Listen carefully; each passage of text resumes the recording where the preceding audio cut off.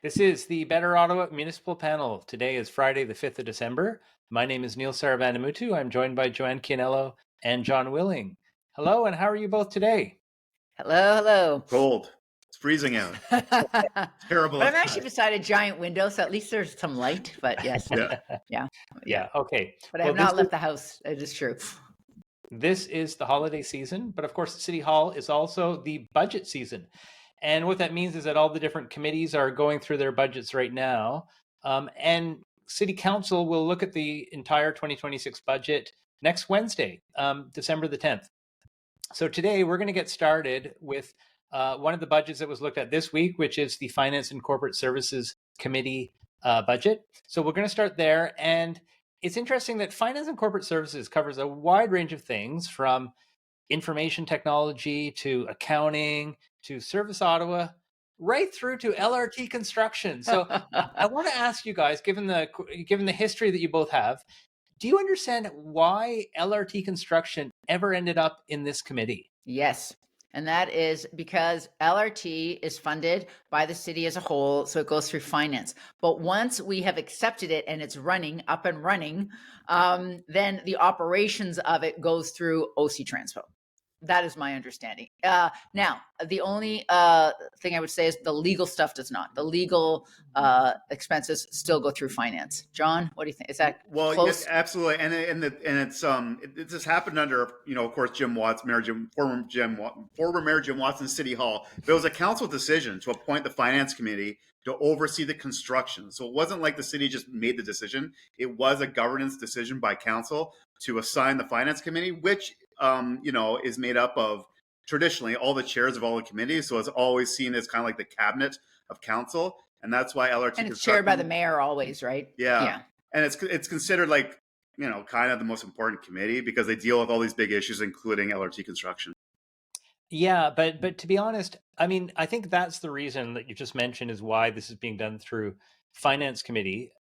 Because all other construction projects, or most other construction projects, are just done within the committee where they reside, right? Well, it lands down again. I think it was a reason to have the really big ticket items come through this more powerful committee that's chaired by the mayor. I'm not saying it's bad. It's actually not bad. As long as it's actually all public, I think that's fine. Yeah. But I think once it's operational, it goes to the departments that are working with it. Okay. So the big item in this budget, this committee's budget, was around LRT construction and some of the additional resources that are being put to that front. So we learned that there's going to be an extra $6.5 million for LRT construction for Stage 1. Now, the problem is Stage 1, wasn't that completed 5 years ago in 2019? It's been running 6 years. It has been running since September of 2019. Well, more or less running, yes. But lately, mostly running. Mm-hmm. So can either of you, why do we have $6.5 million in construction costs for LRT 1? Yeah, so as I was alluding to earlier, because I knew we were going to talk about this, sure, the construction costs go to the finance committee, but also legal costs. So this is all about legal disputes that are out of the construction of the LRT1, right? And so it's the delays and the maybe some of the sinkhole things. We don't know. All the stuff is being talked about in secret, but the lawyers have been doing a good job both of not talking about this publicly, but also getting a lot more money. John, I found one of your old stories from 2021 where the city asked for $15 million more for legal fees. This time around, we're up to, I think it's $5 million. I think $1.5 million is for, I'm not sure what exactly, some little thing, but most of this money is for legal fees, which is unbelievable that we actually don't even know what the disputes are about. Yeah. So legal fees, but can I ask, and maybe John, maybe I'll ask you this. Do we have any idea of how much the city actually had to settle on legal disputes for phase one, for Stage 1? No, everything's been kind of like hush hush. And back to like the Stage 1 and the $6.5 million. Yeah, Joanne's right. Like legal stuff, engineering. I remember what was referenced at committee, but also they talked about the axle bearing issue on the trains too, was lumped into that. So that's an issue we haven't really got a resolution for. Just a quick recall on that, right? When we had the derailments, there was we're trying to figure out how that happened, and it was pinpointed back to the axle bearing issue in the trains. And then there was a bit of dispute between RTG and Alstom. The city is kind of wrapped in about whose fault this is. So we don't have really a resolution on that. I'm curious to know why we're spending more money on that. Why is it seemingly our problem too as a city? Isn't this a RTG also issue? But it comes back to the planning, I guess, and design. So I don't know. So back to your point, Neil, we don't know how much money in terms of all these lawsuits and legal costs. We don't know what it amounts to right now or what the resolution on any of those claims have really been. But I actually think that of that 6.5 million, because we're talking about 156 million dollars that they're asking for in this budget that came out of nowhere. I think they said of the 6.5 million, like 5 million was for legal fees. So I think it's for, they keep having these in-camera discussions about the ongoing negotiations between the city and RTG for stage 1, whatever those may be. No one will talk about it. I understand it's in the hundreds of millions of dollars. I don't know. I think it's the lawyers who are continuing along with that. I think that's what the most of that little part of the money is for an LRT that's been open for 6 years. Okay. So. Well, Joanne, I just want to pick up on a number you mentioned there, 156 million. So this budget is asking for an additional $156 million in spending on LRT construction. Now, 6.5 of that is for stage 1, as we just discussed. The rest is for stage 2. Now, remember, stage 2 is the extension out east and out west and out south.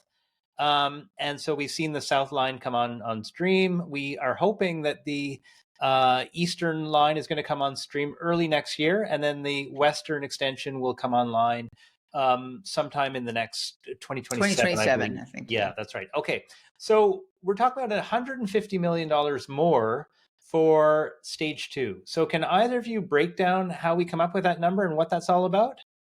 Well, okay, you had to listen to the report, and I'm glad that Councillor Jeff Leeper asked about it, because it is written nowhere that I can find. There's no report comes to staff. I don't know why we disbanded the LRT subcommittee. Obviously, there's lots to report about it, or at least on occasion, there's something to report about it. And when you look at the finance budget, there's not like an asterisk beside the 3 lines that show this $156 million that might go to a note that explains what it's for. So, Troy Charter, he's the acting general manager at OC Transpo right now. We still don't have a permanent GM, nor have I heard of how they're trying to recruit one, by the way, but that's another issue. Now, he said there's about 70 million is needed for those extended project deadlines. So it's like, as you mentioned, line 2, the Trillium line, and line 4, which is the spur to the airport, they've been open for some time now, right? So the fact that there were extra costs because of the extended deadline, because, when things run late, it's not just costs on the builder, it's cost on the city, because they have more staff and their lawyers and their consultants and their engineering consultants, right? They have to be kept on longer. So all of that extension on lines 2 and 4, that cost about $70 million, that extended deadline. Now, I have to say, we call that contingency. Personally, I call that cost overrun, but okay. I mean, if we're still paying for money for something that's been built and finished and operating, like from last year, I don't see how that's still contingency, but that's fine. And then the other $80 million is to deal with things that maybe were not previously anticipated, like they were using some trains that they were supposed to be using in the East End. They've had to move them over to the West End to try to test the tracks there. Nobody picked up on that line. I have to wonder, does that mean we don't have enough working trains? Like, what is that all about? Like, there's a lot of little things that Troy Charter said that I'd like to have a 20-minute conversation about just that one line. So it was like risks, because there was like soil contamination and they didn't realize how serious it was. And I'm just looking over at my notes here. New fencing and safety considerations and noise mitigation measures. Like, basically, there's a lot of stuff we didn't think about that somehow we need $80 million for. One thing that really jumped out at me is that the city and SNC-Lavalin, which built the Trillium line, which we gave them a contract for, even though they failed the technical score twice and probably should have been thrown out. That's who built it for us. They are apparently in a fight with us, the city, on how to share the costs of the bridge overpass that goes over the Via Rail line. Now, I have to ask, why? Like, is that not in the contract? Like, did it not say who was going to pay for that? So there's and I know I'm going on a bit. This is where I live, man, in LRT details. But it raises so many questions of how this project is being overseen and, what is happening there.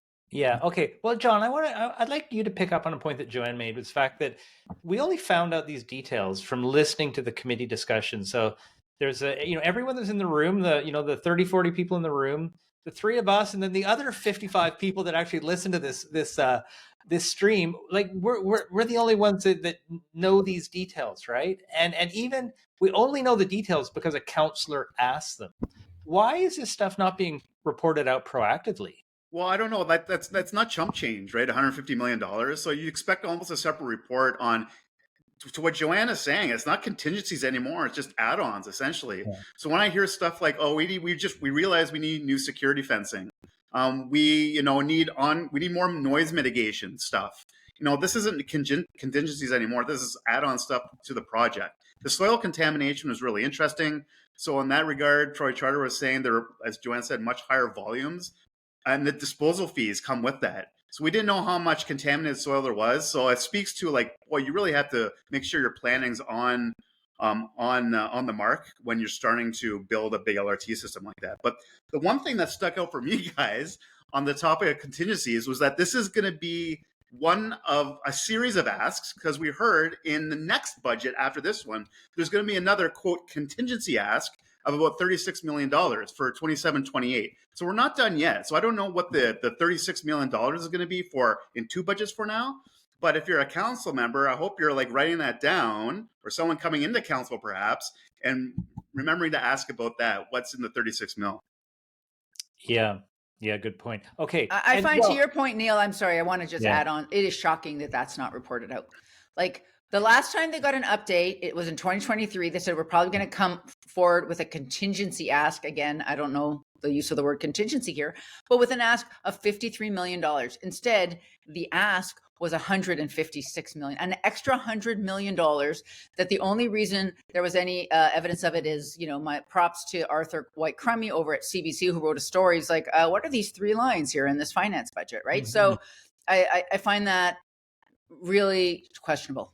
Yeah. And the other thing that I don't think you mentioned, Joanne, that in that $80 million of new expenses, these cost overruns, I believe part of that includes potential legal claims in the future too. So, already provisioning for future claims. So, and it's unfortunate. I do want to ask you about going in camera, because we seem to be going in camera as a council an awful lot to address different issues, and we're going to cover one or two of them later today. But I wanted to ask, from your experience, is this council going in camera more often than previous councils? 100%. Yes, way more often. I mean, I was laughing, and this might be an exaggeration, but it seems like there are more council meetings with an in-camera session than there are without one. Now, part of that, I have to say, what came out of the LRT inquiry, where Justice Horrigan said, the city should make a better effort to keep council members up to date on what's happening and get these updates. I'm not sure he said they should be in camera, all of them, right? So there's, a line in the Municipal Act that allows council to go in camera to discuss legal issues, or if there's any, litigation implications. I would like to say that's not mandatory. You can decide to speak publicly. I remember when the North-South line was canceled, and council was going to get an update as to what it would cost to cancel that contract. They had an argument, and they decided that they would discuss that in public. And you know what? I don't think it changed the outcome of that in any way, right? And so here, I'm not saying that council should be discussing their legal strategies in public, right? We saw they went in camera for a cybersecurity update. Of course, that should be secret. But the idea that we actually, the three of us who pay way too much attention to this stuff than normal people should, that we can't even figure out which are the disputes that are outstanding and who's arguing what for whom, and we're the ones paying for it, and we don't know. That is not. It's really not acceptable. And I'm really surprised that there hasn't been more pushback on that.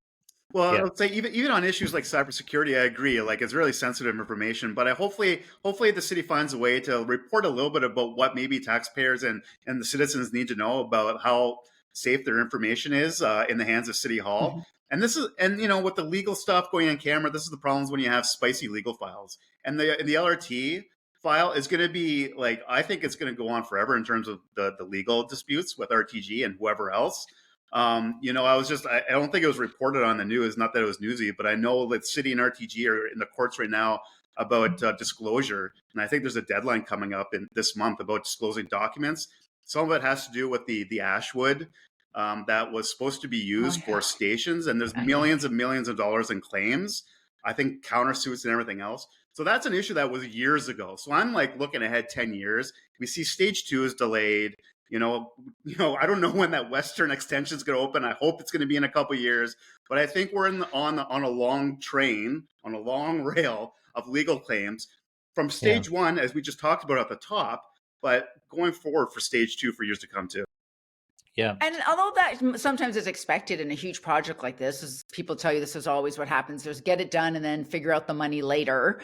That doesn't mean it should be secret, though. I mean, even if it's complex and long, right? And we shouldn't enter into agreements that, like, staff and our lawyers should not enter into agreements, at least not without council's explicit permission, into agreements that actually like ties their hands into saying anything publicly. That's not their jobs. Council's job is to represent their residents, but also to inform them of, what's happening. Last question or last thought I wanted to leave with you about going in camera is there not more of an onus maybe on councillors to be pushing back here, saying, look, we should really be discussing this publicly? I don't see that happening. I mean, should councillors be asking for that? I think they should be pushing for as much information as possible that won't jeopardize their legal disputes.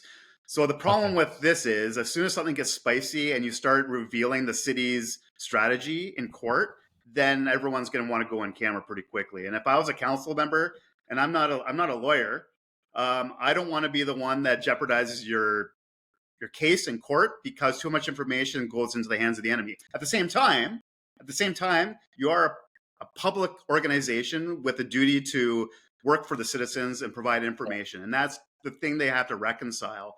But I would hope the city, the staff, and through council provides as much information as possible. I'm not quite sure if we're getting that right now, guys, but I would hope they would provide as much information as possible without going down, some tricky paths where you reveal the strategy or what they would ask for in front of a judge one day.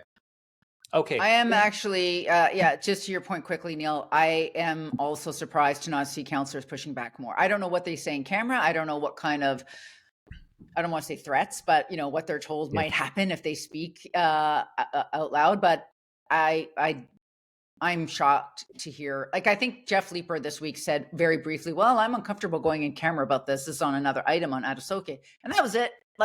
That's not enough. Yeah.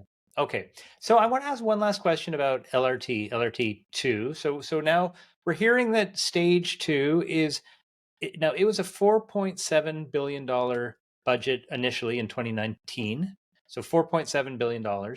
We're now looking at cost overruns of about 500 million. So about 10, 11%, somewhere in that range. I want to ask both of you, if we can just step back and say, if you reflect on the LRT over the last number of years, what is like a key learning that you would take from this as we go through it once again? For me, it's like the Big Brother show, expect the unexpected or something like that. You have no idea what you're getting into with a massive infrastructure project like this, but you really have to set realistic contingencies, make sure your planning is pretty iron shut as best as you can. It strikes me when you have extra spending being requested like this, council is sort of powerless in the moment. At the time, it's like, what are you going to say? No? Yeah, we need the security fence. Yeah, we need to tip the contaminated soil at the dump. It has to swallow the spending right now and maybe make it back through the courts. There's no alternative. So it's we can be critical of lawyers who are making a lot of money off the city, but then it's like we need the lawyers. Help us, lawyers. You're our only hope to get money back, maybe at some point too. But maybe they could help us at the front end too. Sorry, John, I didn't mean to cut you off, but I think also we need the lawyers to help us at the front end, right? Afterwards, of course you're stuck. That's why all these projects go over. Everybody gets a price that they think they can sell politically. And then later we're like, well, it's too late. We got to actually pay all this extra money. So those early prices, Neil, I know you talked about this a lot on Lansdowne. they're just, magical thinking prices, right? Because this is what happens, and it happens in every single project. Now, at the LRT, it's just massive, and it's amazing. I think the public has just like discounted that it's going to be way over budget, because these are hundreds of millions of dollars we're talking about, hundreds of millions of dollars. And my question is who's accountable for this? Like, who signed this deal that lets this happen? And I don't know if there's really going to ever be an answer to that. I mean, most of the people are gone, but I mean, to the point I made earlier about like, we don't even know who's responsible for paying for the Via Rail overrun. I hope that's the dog. Hey, I thought Neil's out of here. He doesn't like this. Yeah. Awesome. He's like, I don't want to hear about that bridge again. No. So, I think, and I wish we would learn this lesson, but I don't think we do. And that is, let's be realistic about what the contingency fees, what the contingency is. 10%. It's not going to do it on a huge project. And also, how much are we pretending that everything's going to go perfectly? Now, LRT2 did have the COVID pandemic in the middle of it, which, that was actually very unexpected, but, it happens with lots of other projects that do not have a pandemic in the middle of them. Yeah. So, what my big takeaway has been watching this is that cities need to be very careful entering into public-private partnerships, and cities need to be very strong and capable in order to be able to implement them effectively. And unfortunately, what I'm seeing is that the City of Ottawa just doesn't have, I'm not seeing the capacity within the City of Ottawa to effectively manage with a private partner. These are supposed to be all about risk transfer, that we transfer the commercial and project risk off the city and onto the private partner. Yeah, what we're seeing over and over again with all of our different projects is that we just take all that risk right back onto ourselves, and just so there's an imbalance between what the public sector and what the private sector are taking on, and by corollary, who's benefiting. So that's Lawyers. unfortunate. Well, lawyers, sure, and I think in a lot of cases the private partner too. So that's kind of my takeaway, that PPPs have just not been working well in the City of Ottawa, and maybe we need to be looking at another model. Can I ask the two of you, there was one other remark that came up in the committee meeting, and that was around the long-range financial plan. Now, the three of us have been discussing this for a number of weeks now, the fact that we've got this massive $11 billion infrastructure deficit, and we haven't come up with a plan for how we're going to address the tax side of it. That works out to about $7 billion, if I remember correctly. Now, what I've speculated is that I was always worried that this would get pushed out to 2027, even though we were supposed to have done it 6 months ago, and we failed to meet that provincial deadline.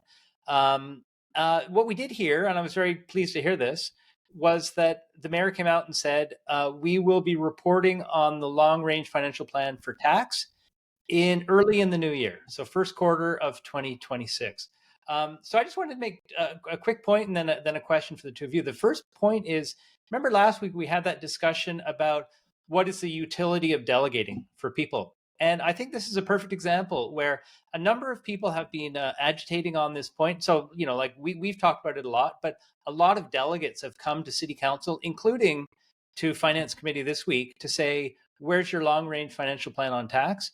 And so clearly the mayor and the city felt compelled to respond to that and to address that. And so it is coming back in early in the new year. So that's great. Just public pressure works. But point number two is, I have to ask the two of you, do you think this is a smart political move for the mayor? I mean, we're going into an election year in 2026. And, if you look at Toronto, they addressed this issue in 2024. So they took their, it's painful, right? They went through they had to go through a large tax increase in 2024 and again in 2025, but perhaps by 2026, it'll be much less talked about. So this, as far as I can see, has the mayor not set himself up for like a discussion going into the election that is all about how much are we going to have to increase taxes in the years to come? Yeah, I think part of it is, so I'm hearing that the upload of the Highway 174 is going relatively well, but I mean, it's still not expected to be happening in 2027. So maybe they can build that in. And I think they were waiting to hope that the LRT upload was going to give them some wiggle room, but that's going to take years. It's super complicated, right? If that happens, I hope it does happen. Politically, very weird timing because it can only cost us a lot of money. Borrowing, taxes, whatever. The only thing I wonder is if Mayor Sutcliffe is setting this up for sort of a campaign promise of a, infrastructure levy, for example, to say, look, we've shown here, we've inherited all of these, structural deficits on our assets. We need to catch up. And so maybe he's setting it up for then, because yeah, I'm with you, Neil. Usually you would have the bad news, you get your 9% tax increase year one and down to 3% by year four, right before the election. So I do wonder if, because I don't know otherwise what he would do with that, unless you're saying you're going to borrow it all and can't borrow all of it, right? Because some of it you're going to have to, pay back and you have other services to provide for the city. So yeah, that's the only thing I can see is that you're setting up the base argument for an infrastructure levy in the next term. I don't know.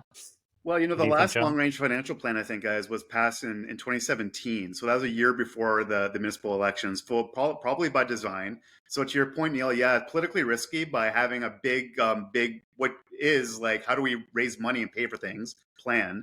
But it's the first quarter. If Mayor Sutcliffe is right that it's coming in the first quarter, there's going to be a long time between March and October election for that to pass over too. And it's not something you really go to the doors, right? Really necessarily campaign on, unless there's a huge pipe break and that goes front of mind for voters. So I think there's enough time between March and April for this thing just to kind of come and go, and then we move into campaign mode with maybe more sexy things. Not that it's not sexy; it's sexy for us, but I mean, in the citizenry, there might be other sexy things happening. Yeah, I guess it depends what it says, right? Will it say we need to raise taxes by X amount every time? Maybe it won't say that. Yeah. I don't know. What do you think, Neil? Well, I mean, I think there's three options here, right? We can raise taxes, we can take on more debt, or the third option, which was, if I remember back to the committee discussion 6 months ago, they were referred to as choices about which facilities we want to keep going. Okay, so I think there's a risk that there might be some facilities that are closed or sold off that is would be extremely politically challenging, right? If you lose a community center in your neighborhood, that would be crazy for that for 2026, like that option. I mean, I hear you on that, but I mean, those are going to be.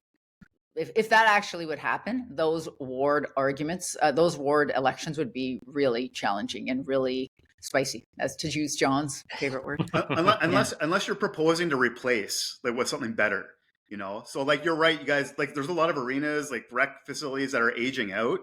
Even we talk about Lansdowne, and we can have an argument or a debate about whether the Civic Center is any good anymore. But those vintage type of arenas, and so. We have to decide whether we're going to repair or do something a little bit better and maybe more new. But replacing them is going to be even more. Yeah, sorry, but replacing them is going to be even more expensive, right? So unless it just takes it off one ledger and puts it onto a different ledger, I don't know. Oh, another item that was discussed at the Finance Committee was the status of the central branch of the library at Adisoke that's being built right now, and we found out that project will not open in 2026 as originally, as promised, not originally promised, but as promised at one point. So either of you, can you tell us what's going on here? And is this just delays, expected with any large project? Well, Neil, we can't tell you what's going on because you'll be shocked to hear that they went in camera to discuss it. We got a hint in June where the lead of the project, Karina Duclos, said, we're having some, red alerts that the scheduling might be off. When they're asked, okay, what's going on? What is the problem? She's like, I can't really tell you. And then indeed, this week we heard for sure it's being delayed. It's not opening 2026. At this point, it actually is taking longer to build the library than it did to build stage one LRT. It looks like it's going to be beautiful. There's obviously some issues with some contractors that there might be a legal dispute, but that is no reason to go in camera, but they did. So we actually don't know what's causing the delays, to our earlier discussion earlier in the program about the amount this council goes in camera. Yeah, It John, seems inappropriate. do you have any further insights? Well, I just would say, like, this is a pretty exciting project, and I've called it super library, but like hearing the news this week was like a super bummer, because I think we're all looking forward to the facility being open in 2026. It was supposed to, remember, guys, be open at the end of 2024.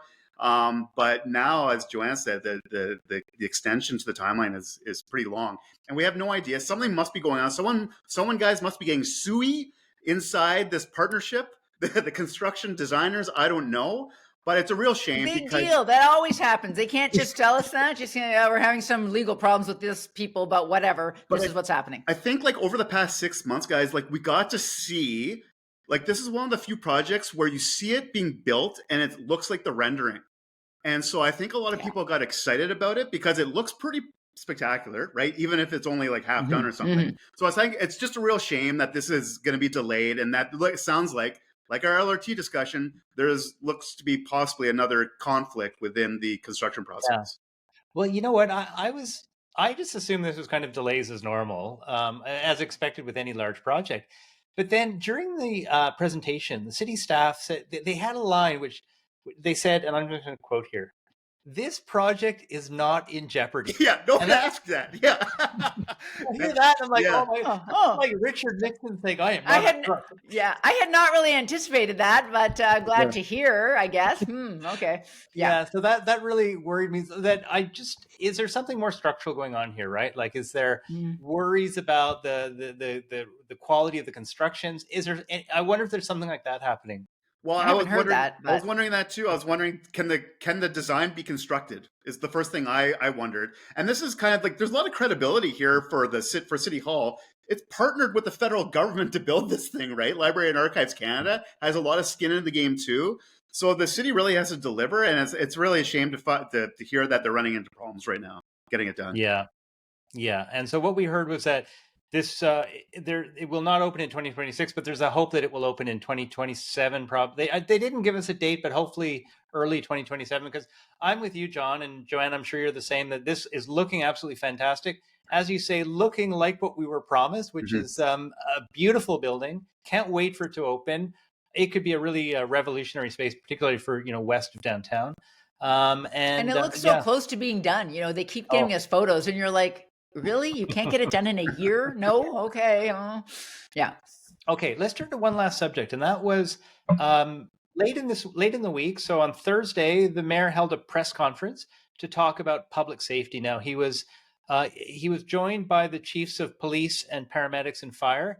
He was also joined by two of the executive directors of the community health centers of Centertown and West Somerset, and it was talk about public safety and some of the measures that were in the budget. So we knew that there was a big increase to the police budget. We knew that there was additional money to hire more paramedics and some money for new fire equipment.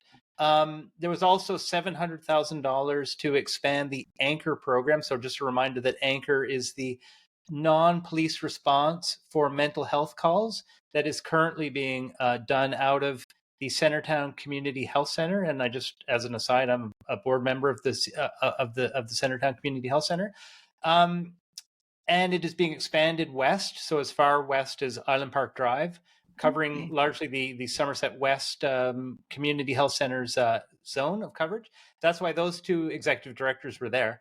But we did hear one surprise, something that no one had heard before, which is that the mayor announced there will be an additional $1 million allocated for the Byward Market over 2 years, so $500,000 a year.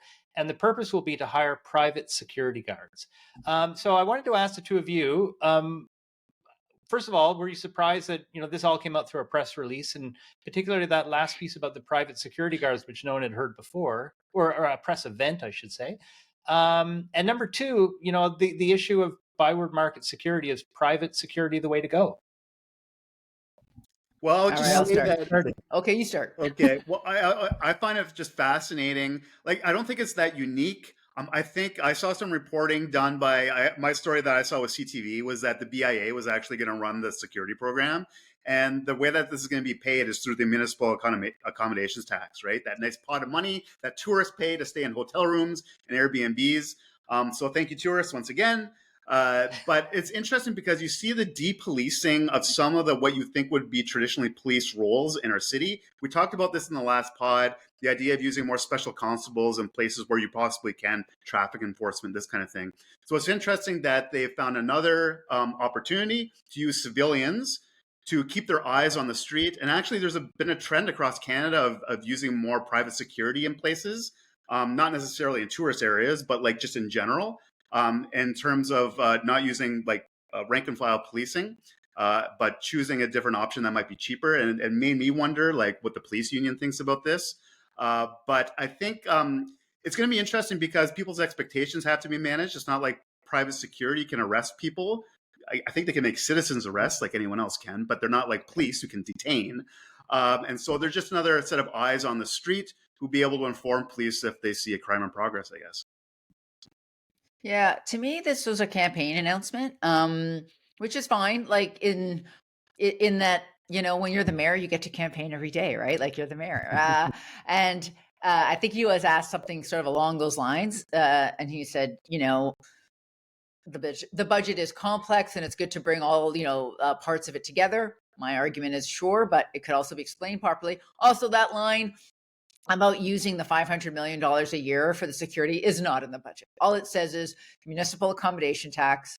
We're getting an extra $5 or $6 million out of it because it's going up by 1 percentage point next year. Who gets to decide where that money goes? Actually, that's a real question to two of you. Like procedurally, like did council supposed to know? And you heard a couple of councillors, namely Ariel Troster, Jeff Leeper, saying, we're getting kind of tired of having policies being announced at press conferences, a little bit like Lansdowne. We don't see a report. We don't hear anything about it, right? It gives the businesses a bit of relief, I think, in the Byward market. A lot of them were paying privately for security. I have a visceral reaction to when I hear, we're hiring like security. I think of like the Pinkertons. But, there is research that shows more eyes on the street might deter crime a bit. It's fine. Like as a policy, I guess it's fine. It's not going to be a long-term solution to the problems in the Byward market, which we're going to have to do, a lot more social programming around that, supportive housing, addiction services, all the things. But as an announcement, and procedurally, I think we're going to see more of that kind of thing in the next year, let's just say. Yeah, no doubt, no doubt. There's your point, Joanne, about more eyes on the street, for sure. That always improves public safety. But the thing that we need to understand here is that, and to John's point about the limits of what a private security operator can actually do, what I worry about is all this will achieve is just push the problems that we see on the streets of the Byward market, just push them to another part of town too. We've seen that already with the increased police presence in the Byward market, pushing more and more homelessness into Centertown. And I just think we're going to continue that trend. So it's paying Peter, what is it? Robbing Peter to pay Paul, right? Yeah, okay, great. That is the Better Ottawa Municipal Panel for this week. So I'd like to thank everyone for joining us today. I'd like to thank Joanne and John for their insights. And we will be back in a week's time. We will see you all then. Thank you.